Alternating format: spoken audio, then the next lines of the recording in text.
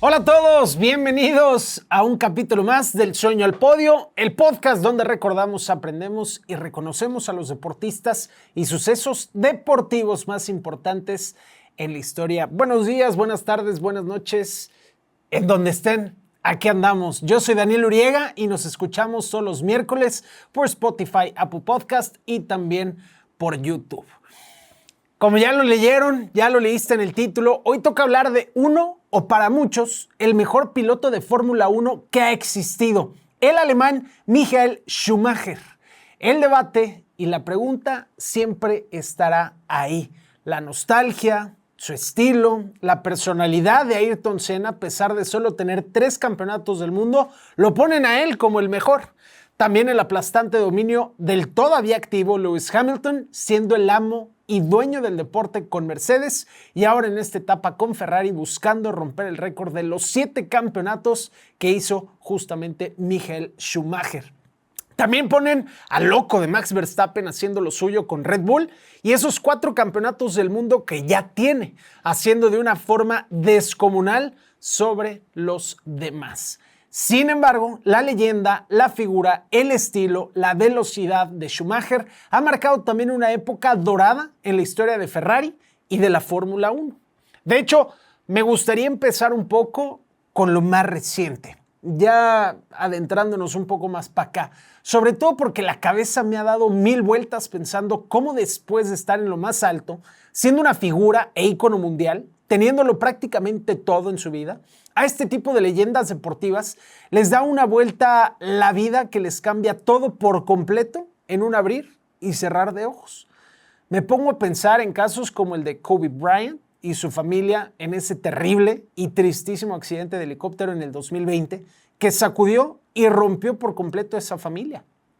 El mismo caso de Ayrton Senna, como siendo figura en ese entonces del deporte, tan determinante, llamativo, ganándolo prácticamente todo también, en un segundo se nos fue de este mundo. Muhammad Ali y el Parkinson, cómo lo fue consumiendo poco a poco después de su retiro. Diego Armando Maradona y sus problemas de salud, falleciendo con tan solo 60 años. Hoy, a sus 56 años de edad, Michael Schumacher se mantiene con vida, pero con muy poca información de su estado actual. Ya más adelante estaremos tocando bien el tema de lo que está pasando hoy en día con el piloto alemán. Pero primero el inicio. Michael Schumacher nació el 3 de enero de 1969 en Hürth, Alemania, en una familia de clase media baja. Todo su interés por los coches empezó cuando Michael, o Michael, tenía 4 años de edad. Su papá, Rolf Schumacher, empezó su vida laboral como albañil construyendo chimeneas y después de unos años se hizo cargo de la pista del club de go-karts donde le gustaba trabajar con los autos, motos o cosas pequeñas. Un día su papá le quitó el motor a una motoneta que ahí tenían.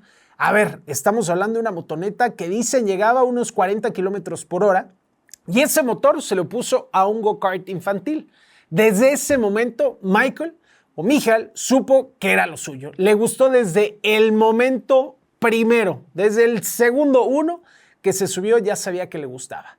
Cuando tenía 6-7 años, su papá empezó a rentar go-karts para el club en el que trabajaba y Michael le ayudaba a repararlos y preparándolos para corroborar después que estuvieran bien. Vaya, se iba metiendo desde las bases en este business del automovilismo, desde lo más bajo, aprendiendo lo primordial. La familia Schumacher tenía una camioneta que vendía comida con la madre de Michael, Elizabeth Schumacher, y después de un tiempo tuvieron un restaurante. Unos años después, en el Campeonato Mundial Junior de Karting, con 18 países compitiendo y aproximadamente 80 pilotos, uno de ellos, Michael, a pesar de ser alemán, no compitió por Alemania. Michael representaba a Luxemburgo y para ese torneo Michael ya era favorito sobre todos. Michael, le voy a estar cambiando el nombre. Michael es en alemán, Michael en inglés, pero bueno, Michael explicó que las carreras de clasificación en Alemania costaban mucho dinero y si los eliminaban no clasificaban al campeonato mundial, mientras que en Luxemburgo eran los únicos competidores, no les costaba y además clasificaba. Con tan solo 13, 14 años más o menos, Michael impresionaba a todos en el karting por su estilo de manejo, la seguridad y comodidad con la que manejaba en la pista, el control y lo constante que eran las curvas. Luego sobresalía, se notaba que era mejor que los demás. A medida que él iba creciendo, se iba haciendo más evidente que tenía una habilidad excepcional para este deporte y para el karting. Schumacher comenzó a competir en campeonatos locales y ganó su primer campeonato en 1984 a los 15 años en el campeonato de karting de Alemania. Pero a pesar de todo eso, nadie creía que pudiera llegar a la Fórmula 1, y no por ser mal pedo, sino porque en el tema económico se veía realmente complicado, es muy caro. En 1988, con 19 años, ganó el Campeonato Europeo de Karting y su siguiente paso sería la Fórmula 3, donde continuó demostrando su talento y determinación. Para esos tiempos llegó Willy Weber a su vida, y quien se convertiría más tarde en su manager desde 1988 al 2009. Willy lo conoció en 1988, lo invitó al equipo Jordan, pero el dinero era el problema. En ese entonces, Michael no tenía lana, y pues menos los 500 marcos que eran para financiar una temporada en ese entonces. Estamos hablando de que costaba entre 600 y 700 mil marcos. Así que Willy, convencido del talento y futuro que veía en Michael, fue a hablar con sus papás y le ofreció un contrato de 5 años, un auto y 2,000 marcos al mes. Michael también dominaba en la Fórmula 3, venía de ganar en Macao, Fuji, y el mismo Eddie Jordan, dueño del Team Jordan, dijo que un valor importante para su equipo era darles oportunidad a los jóvenes. En cuanto Michael empezó a hacer pruebas en los entrenamientos y sobre todo en los tiempos, luego dio de qué hablar. Llamaba la atención por su velocidad, la facilidad y las cualidades que tenía en el volante. Ese normalmente es el camino o el paso a seguir. La mayoría de los pilotos de Fórmula 1 pasan por karts, Fórmula 3 y también pues ese toque de suerte, que muchos dirán que no lo es. O como ese dicho, ¿cómo va? Dice, la suerte llega cuando la preparación y la oportunidad se encuentran. Michael tuvo ese golpe de suerte gracias a que Eddie Jordan tenía un lugar disponible a mitad de temporada. Ese mismo año, Michael Schumacher conoció a su esposa Corina, cuando él ya estaba comenzando a hacerse un hombre en la Fórmula 1. Según varias entrevistas y relatos de ambos, se conocieron en un evento en Alemania y desde el primer momento hubo una conexión especial. Una gran pareja, por cierto, ellos dos. Corina siempre fue un pilar importantísimo para la carrera y la vida actual de Michael Schumacher. Su relación siempre fue muy buena. Los dos se complementaban bien, se cuidaban mucho y sobre todo se apoyaban. Ella era, como lo mencionaba, un pilar importantísimo durante las carreras, además de que Michael decía que le daba suerte. Ella siempre hacía todo porque él estuviera cómodo, pudiera dormir, descansar, y cuando él tenía que irse, pensaba lo mismo de ella. Le cuidaba también el sueño y todos los detalles fuera de lo que era dormir. Pero en fin, regresando a sus inicios en la Fórmula 1, cuando Michael llegó a la gran carpa, había grandes pilotos, ya con trayectoria, experiencia, títulos y sobre todo un nombre en el circuito.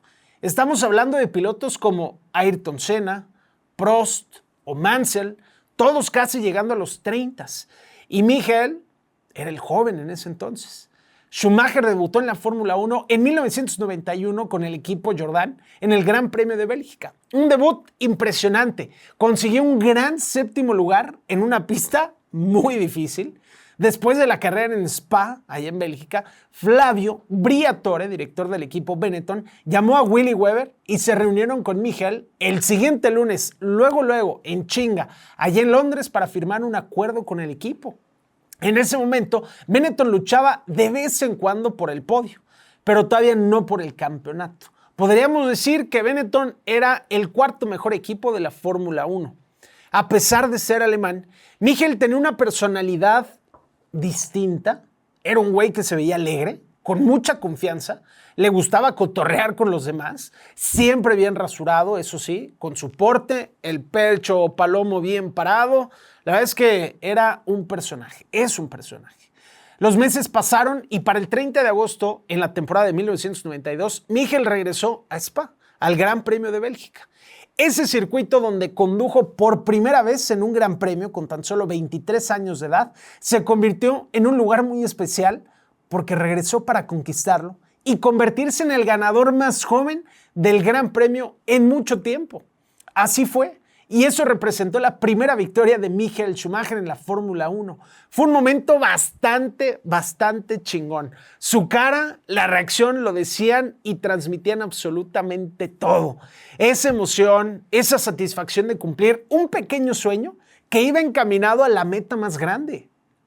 Michael de verdad contagiaba esa alegría de haber ganado su primer carrera en el máximo circuito. Desde su debut y hasta esta primer victoria, la figura de Michael empezó a crecer y las miradas estaban puestas en él, en ese crecimiento que pues lucía prometedor. Pero cuando Michael empezó en la Fórmula 1, él sabía perfecto que no quería que lo empezaran a idolatrar, a poner como esa figura que lo estuvieran hostigando y siguiendo a todos lados. De hecho, a Michael Schumacher le cagaba que estuvieran ahí, encima de él, invadiendo su espacio personal, y se entiende, por supuesto. Él no quería eso, solamente quería competir, hacer su chamba en el deporte que tanto amaba.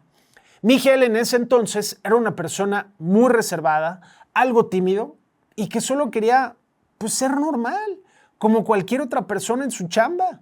No tener que estar en el ojo público, tener que estar dando declaraciones constantemente, pero pues tristemente cuando eres una pistola y además una promesa en crecimiento, pues casi todos los reflectores se van sobre ti.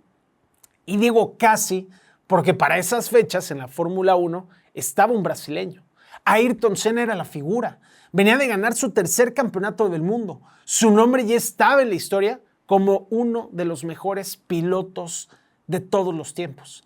A pesar de los pocos enfrentamientos que hubieron entre Ayrton Senna y Michael Schumacher, para el Gran Premio de Francia, el 5 de julio de 1992, Schumacher iba detrás de Senna y en la primer curva cerrada, Michael choca a Senna y Ayrton terminó abandonando el Gran Premio. Al final de la carrera, Ayrton Senna fue directo con Michael como para reclamarle, para ponerlo en su lugar, casi diciendo, pinche chamaco pendejo, cabrón. La plática se veía bastante decente dentro de todo, pero sí con Senna algo a disgusto, por así decirlo. Nomás para decirle a Michael que la había cagado y que tuviera cuidado pues, para las otras carreras. Pero a Michael no le pareció la forma y algunas cosas de cómo le dijo, lo cual generó algo de fricción, pero afortunadamente nada grave. Pasó el tiempo y cuando Senna se fue a Williams, esa etapa donde empezó a batallar con el coche, abandonar carreras, no ganar como antes, estaba pasándola fuerte ahí a Ayrton Senna. Schumacher fue todo lo contrario, empezó a ganar circuitos y poco a poco se fue metiendo a pelear por los campeonatos. En el Gran Premio de Italia, el 1 de mayo de 1994, Imola, Michael venía de ganar Japón y traía la confianza a tope. Él decía que se sentía lo suficientemente rápido y fuerte para ganarle a Ayrton Senna y además ganar el campeonato del mundo. Mientras que el brasileño sabía que tenía que ganar Imola a como diera lugar. Tenía que cerrar la distancia con Michael en el campeonato o se le iba por el título mundial. En la carrera, Ayrton Senna iba delante de Michael cuando de pronto, en Tamburello, Ayrton se sale de la curva y se estrella en la barrera. La carrera se paró, atendieron a Ayrton, se lo llevaron en el helicóptero, limpiaron la pista y después de un rato reanudaron la competencia. Eso sí, sin que nadie supiera todavía en ese momento qué había pasado con Ayrton Senna. Si lo hubieran declarado muerto, habrían tenido que cancelar la carrera. Michael terminó ganando San Marino y justo antes de subir al podio, Flavio, el director del equipo, le dijo que nada de festejos ni champaña. Obvio, Michael preguntó por el estado de Senna. Le dijeron que no estaban bien. Algunos le dijeron que estaba en coma e incluso otros que había fallecido. Schumacher cambió en ese momento. Se veía diferente por primera vez. Sin Ayrton Senna, Michael Schumacher era la figura número 1 del deporte de la Fórmula 1, aunque sin ganar todavía un campeonato mundial. Regresar a manejar y competir después de la muerte de Ayrton Senna fue algo bastante difícil para Michael Schumacher. En cada vuelta, en cada curva, muy seguido se preguntaba a él mismo que ahí podía morir. Prácticamente en cualquier momento en ese deporte. Esa es la realidad. Era lo único en lo que Michael pensaba. Dormía 3 horas por noche si bien le iba. La vida y la Fórmula 1 siguieron su camino después de Ayrton Senna. Damon Hill lideró ahora el equipo de Williams y ganó el Gran Premio de Silverstone, Italia. Después Schumacher ganó algunos y así se fueron repartiendo entre uno y otro. Para el Gran Premio de Australia el 13 de noviembre de 1994, carrera decisiva, un punto entre Michael y Damon Hill, última carrera de la temporada. Y con esa se definía el campeón del mundo. Ah, y súmele que yo estaba naciendo también. ¡Qué chingonería de momento! ¡Puta madre! Schumacher tomó la delantera y Hill segundo lugar. Michael batalló en todo el circuito para mantener el coche en la carretera en todo momento y al mismo tiempo alejarse de Damon Hill. Estuvieron pegados 20 vueltas aproximadamente hasta que Michael encontró un momento para mantenerse unos 2-3 segunditos y medio, hasta 2,5, alejado de Damon Hill. Pero en una curva, Michael se salió. Alcanzó a pegar con la pared y cuando se reincorporó, Damon ya estaba ahí, a punto de rebasarlo. Y luego en la siguiente curva, el auto de Michael chocó con el de Damon Hill. Michael se levantó en 2 llantas y quedó fuera del Gran Premio de Australia.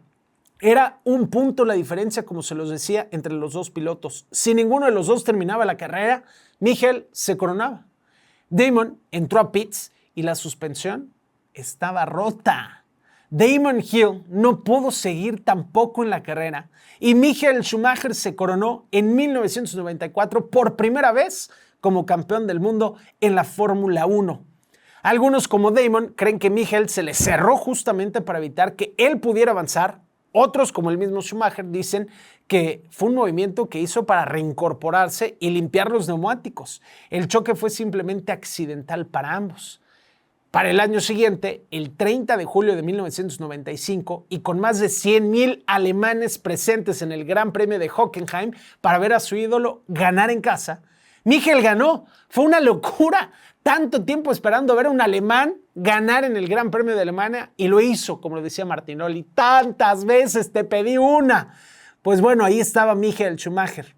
En el Gran Premio de Japón, Schumacher simplemente le puso la cereza al pastel y ganó su segundo campeonato mundial con Benetton, demostrando que era el piloto a vencer en la Fórmula 1.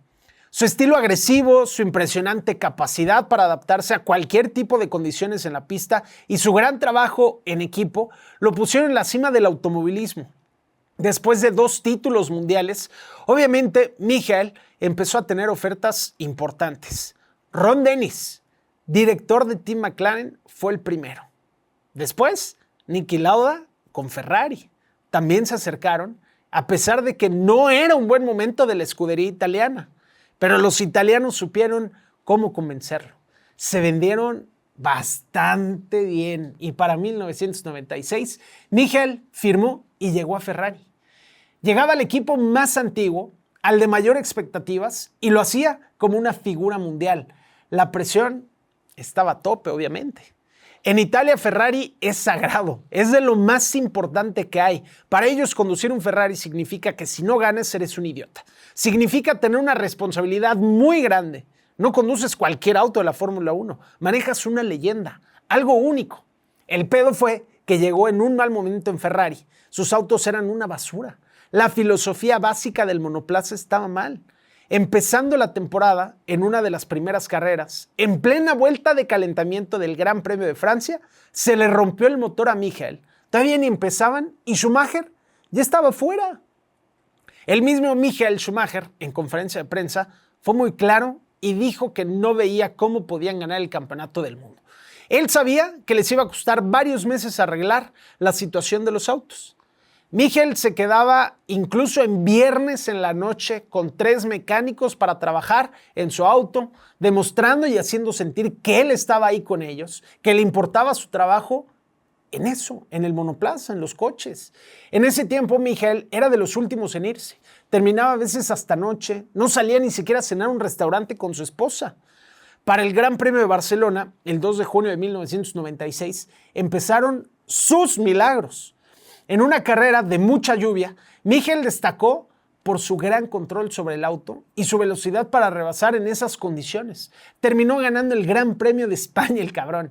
Michael empezó a ver lo de Ferrari no solo como un reto para mejorar el coche. Su verdadero reto y lo que él tenía en su cabeza era regresar a Ferrari a competir por campeonatos del mundo. Él quería devolverle un título a la escudería, algo que no ganaban desde 1979. En su segunda campaña con Ferrari, llegó la rivalidad y entre Michael Schumacher y Jacques Villeneuve en la temporada de 1997 de la Fórmula 1 fue una de las más intensas y polémicas en la historia de este deporte. Ambos llegaron al final del campeonato, el Gran Premio de Europa, allá en Jerez, España, con una diferencia de solo un punto. Schumacher tenía 81 y Villeneuve 80 puntos, lo que hizo esa última carrera crucial. En los últimos momentos de la carrera, con Michael liderando y Villeneuve segundo lugar, el alemán que necesitaba ganar para asegurar el campeonato intentó bloquear a Villeneuve de manera agresiva, girando hacia él y empujándolo hacia la barrera. Sin embargo, Villeneuve logró rebasarlo y continuar en la pista, mientras que Schumacher se salió de la trazada y abandonó la carrera. El incidente dejó a Schumacher fuera de la lucha por el campeonato y la victoria le dio a Villeneuve el campeonato del mundo. Después del incidente, para el 11 de noviembre de 1997, en la audiencia disciplinaria de la FIA, el cuerpo directivo revisó el caso y básicamente lo descalificó del campeonato del 97. Algo importante porque nunca había pasado en este deporte. Michael agarró sus cosas y se fue de vacaciones a Noruega con su familia a la nieve. Se llevaba a todos, abuelos, papás, suegros, tíos, toda la familia posible. Schumacher siempre fue un cabrón muy activo. Y me refiero en el ejercicio, al deporte y toda esa mamada. Andaba en sus motos de nieve, prendían cohetes, esquiada y todo ese pedo. La neta la pasaban bien chingón por allá en sus vacaciones. Regresó para hacer su pretemporada de 1998 con Ferrari. Además de ser un gran piloto, los compañeros y todo el equipo de Ferrari destacaban la gran persona que era Michael. Era un cabrón muy decente, agradable, profesional, educado. Este güey sí decía gracias, pedía las cosas por favor. No era ningún alzadito. Se sabía todos los nombres de los que trabajaban en el equipo, incluso en algunos hasta los nombres de las esposas, y no estén de mal pensados. Jugaba con ellos fútbol, cotorreaba y eso también fue clave para su éxito. Un gran deportista, pero mejor persona. Dedicaba las horas que fueran necesarias a mejorar el equipo, hacer pruebas esta noche, quedarse a revisar detalles mecánicos en el auto, hacer trabajo de gimnasio. Era un güey bastante comprometido y dedicado con su chamba, pero al mismo tiempo con los ojos bien puestos en el objetivo, ser mejor que sus rivales y ganar absolutamente todo. Él quería ser el mejor. En ese entonces, los expertos dicen que McLaren era mucho mejor. Estaban muy lejos en Ferrari de poder alcanzarlos y esa situación le afectaba a Michael mucho, y más con el nuevo rival que llegaba a hacerle competencia, el finlandés Mika Häkkinen. Ese año, como les decía, McLaren volaba. Tenían un avión y Ferrari tenían que chambear muy cabrón para poder competir o siquiera llegarles. A lo largo de la temporada se fueron repartiendo victorias, Schumacher haciendo grandes carreras y aprovechando los errores de Häkkinen. Hubo momentos donde Schumacher arriesgaba de más, sacaba su lado agresivo en las carreras y Häkkinen un día platicó con él para decirle que le bajara un poquito de huevos porque podía ser peligroso para cualquiera de los dos. A Schumacher le valía madres. Él pensaba en la competencia y en ganar, nada más. No le importaban ni siquiera los demás o los riesgos que pudiera haber en la carrera. Para el Gran Premio de Bélgica, Mika Häkkinen le llevaba 7 puntos en el campeonato a Michael Schumacher. En la salida, McLaren tenía el 1 y el 2. Andaba lloviendo y se nos durmieron nuestros compadres de McLaren. Damon Hill se metió de primer lugar. Schumacher en la curva rebasó por fuera a Häkkinen, consiguiendo que el finlandés se trompeara y abandonara la carrera. Era el momento perfecto para ganar y ponerse adelante de Häkkinen en el campeonato por 3 puntos. Michael lideró la carrera, tenía tanta ventaja que alcanzó al último lugar.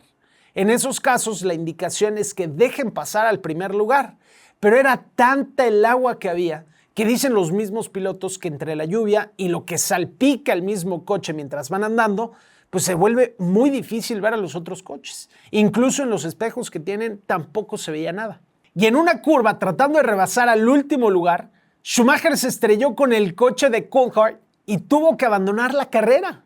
A pesar de ser buenos cuates, en cuanto llegó Michael a pits, se bajó en chinga y en friega se lanzó a buscar a Coulthard para partirle su madre. Obvio no llegaron a los golpes, luego agarraron a Michael y detuvieron el pedo, pero sí le mentó su madre varias veces reclamando que lo pudo haber matado. Pero realmente es que Michael se perdió la oportunidad de pelear por el campeonato del mundo y se quedó otra vez muy cerca otro año más. Llegó a Ferrari en el 96 y no ganó. La 97 tampoco. 98 cerca, pero nada. En 1999 tampoco, pero aprendió que no era inmortal en el Gran Premio de Gran Bretaña. En la segunda vuelta, Schumacher estaba en pleno control de la carrera y se encontraba en primer lugar. Sin embargo, en una de las curvas más rápidas del circuito, Schumacher perdió el control de su Ferrari. La pista estaba un poco húmeda debido a las condiciones del clima. Michael derrapó con el lado derecho de su monoplaza hacia el muro de protección. El impacto fue bastante fuerte, muy cabrón. Schumacher se quedó unos momentos atorado en lo que lograban sacarlo. Afortunadamente, a pesar del choque, Michael solo sufrió una fractura en la pierna derecha, la tibia y el peroné. No pudo competir en el resto de la temporada. Así que el 99, chao, bye. Llegó el año 2000. A media temporada parecía difícil pelear otra vez por el campeonato del mundo. Tenían que ganar todas las carreras que quedaban porque si no, se la pelaban. En Monza, Italia, Schumacher logra su victoria número 41 y se puso en segundo lugar de todos los tiempos con Ayrton Senna. De hecho, lloró en la conferencia después de haber ganado. Para el Gran Premio de Japón, qué buenos momentos nos ha dado Japón, por cierto, en la Fórmula 1. Pequeño paréntesis. Fue la carrera por el título del mundo. Era como la cuarta final que tenían en el campeonato. Schumacher no daba su brazo a torcer y probablemente la carrera más importante de Michael Schumacher en la Fórmula 1. Ferrari sabía lo rápido que era Mika Häkkinen. Le gustaba la velocidad. Era un piloto sencillo, no se metía en pedos. Ferrari y Schumacher perdieron el campeonato del mundo en la última carrera en 1997, 1998 y 1999. La presión, los nervios estaban a full. El arranque estuvo bravísimo. Schumacher intentó llevar a Häkkinen a la pared, pero el McLaren era rápido y encontró un huequito para ponerse luego en primer lugar, igual que el año anterior. Una carrera de locura. Häkkinen y Schumacher volando por todo el circuito, pero a pesar de que son los pilotos los que ejecutan y hacen la mayor parte del trabajo en una carrera, hubo algo que jugó un papel muy importante en la estrategia, el manejo de pits, cuándo hacer esas paradas, pero sobre todo los tiempos de cada parada. Häkkinen entró a pits en ambas ocasiones antes que Schumacher, pero en la segunda y en esa última, Michael había hecho un tiempo buenísimo para la ventaja y el equipo de pits cumplió para que en esa salida mantuviera la ventaja sobre el McLaren. Michael y Ferrari lo consiguieron. Después de 5 largos y difíciles años, lograron el campeonato del mundo. Ese título lo liberó, le quitó esa presión de encima, tan pesada que tenía también en los hombros. Le dio a Ferrari el campeonato mundial que querían durante más de 20 años. Eso destapó todos los demás. Michael empezó a conducir más relajado, con libertad, con el corazón, con pasión. Bien cursillo, ¿va? Los 4 años siguientes, Michael repitió campeonatos y llegó a 7 títulos mundiales. Lo que consiguió Schumacher y Ferrari del 2000 al 2004 fue una barbaridad. Algo de época y que quedó marcado en la historia del deporte. Fueron aplastantes en la Fórmula 1, no le daban ni un centímetro a la competencia, ni un gramo de esperanza. Para la temporada 2006, en el Gran Premio de Monza, en Italia, Michael anunció que a final de la campaña se retiraría de las carreras. Se retiró porque estaba cansado, ya no se sentía motivado ni con las ganas de seguir compitiendo. Así que Michael se quiso dedicar a vivir, estar con su familia, hacer las cosas que más le gustaban. Le mamaba el paracaidismo, no de un salto nada más. Era de los que se aventaba 24, 40 veces y además él ya brincaba solo. Sin embargo, después de un retiro de 3 años, le entró otra vez la cosquillita a Schumacher y sorprendió a todos cuando en el 2010 regresó a la Fórmula 1 con el equipo de Mercedes. el de su casa. Aunque no pudo repetir el éxito de su época en Ferrari, pues era ver y tener otra vez a una leyenda en las pistas. Ahí estuvo hasta el 2013. Ahora se confirmó su retirada definitiva después de quedarse sin asiento en la Fórmula 1 por la llegada de otro histórico, Lewis Hamilton, a la escudería alemana. El 29 de diciembre del 2013, pocas semanas después de anunciar su retiro definitivo de la Fórmula 1, Michael Schumacher sufrió un grave accidente después de golpearse la cabeza mientras esquiaba junto a su familia en la estación de Méribel en los Alpes franceses. El expiloto alemán fue trasladado al hospital y más tarde anunciaron que tenía lesiones cerebrales serias y estaba en estado crítico. Fue intervenido en 2 ocasiones y estuvo en coma inducido durante varios meses. El 16 de junio del 2014 se publicó que había salido de su estado de coma y fue enviado a una clínica de rehabilitación. El 10 de septiembre de ese mismo año se anunció que continuaría su recuperación en su mansión en Suiza, donde además seguiría recibiendo atención médica. Desde entonces, pocas han sido las noticias que se han publicado sobre Michael Schumacher, después de un comunicado de su familia en enero del 2019 donde dijeron que seguía en las mejores manos y que hacían todo lo posible por ayudarlo, que por favor entendiéramos este momento y siguiéramos el deseo de Michael de mantener una situación tan delicada como la salud, como siempre, en privado. Hay muchísimas dudas y hasta teorías sobre la salud de Michael Schumacher, pero la realidad es que no hay nada concreto para respaldar alguna de ellas. Lo que sí es un hecho es que Schumacher sigue en recuperación, rodeado de su familia y cuidadores, y que su situación continúa siendo un tema profundamente privado. De hecho, algunas de las teorías, algunos creen que Schumacher en una de esas ya ni sigue con vida. Yo sinceramente no creo. Yo creo que es una figura muy importante para la Fórmula 1, para Ferrari, para el deporte en general, para mantener una noticia tan importante, 1, para ellos como familia, y 2, para el deporte, pues que no estuviera Michael Schumacher vivo. Yo creo que ese golpe le pasó algo parecido a lo de Christopher Reeve, el que fue Superman, que ha de haber quedado cuadrapléjico o de alguna forma algo muy delicado, que afortunadamente cuenta con el poder adquisitivo, el dinero para solventar alguna cosa así, pero yo no creo que esté al 100% bien. Ojalá siga con vida y todo, pero son algunas de las especulaciones. Es más, Alexis está aquí conmigo echándome la mano con esto, pero ¿tú qué crees que sea? ¿Sí crees que siga vivo, no, güey? Sí, probablemente le pasó algo más grave, pero... O sea, opinas igual, que está a lo mejor algo grave. Su personalidad quiso mantenerlo... Tal cual. Sí, o sea, Alexis dice que pues sí, güey, o sea, es una figura muy importante en el deporte como para mantenerse ellos en privado, pues que ya no siga con vida. Yo creo que es una noticia que se va a saber sí o sí, incluso alguno la filtraría a la prensa, alguno, simplemente por la noticia que es.